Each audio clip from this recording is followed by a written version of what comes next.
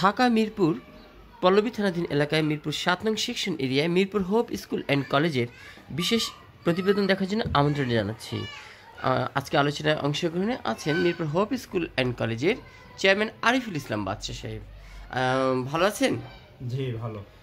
আপনার কাছ থেকে জানতে চাই আপনার স্কুলের ২০২৫ সালে নতুন কার্যক্রম কি?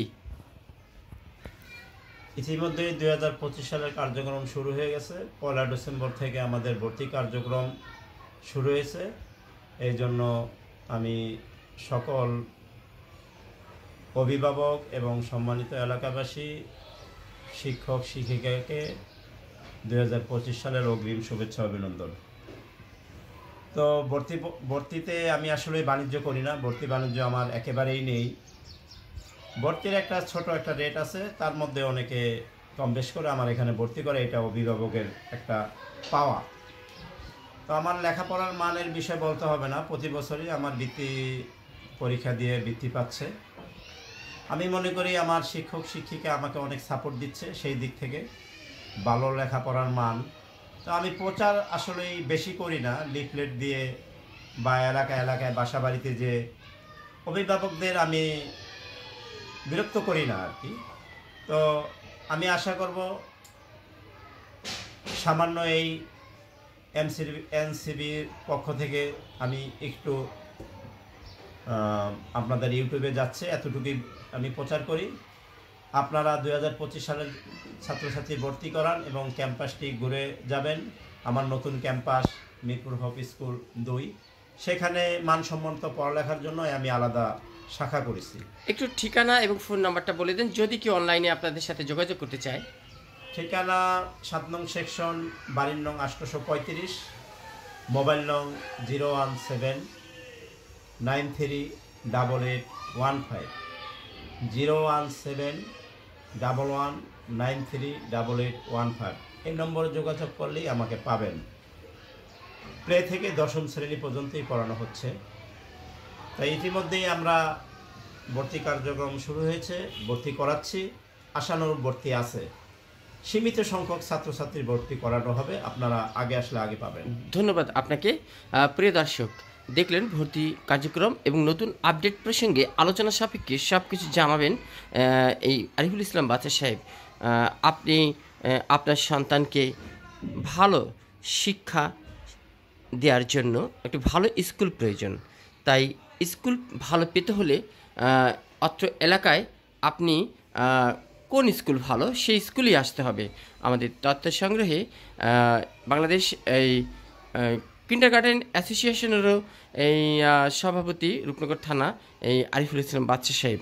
তো প্রিয় দর্শক, পুরো অফিস রুম, এটা পুরো অফিস রুম আপনাদেরকে দেখালাম। তো একটু চলুন আমরা ক্লাস রুমে ঘুরে আসি।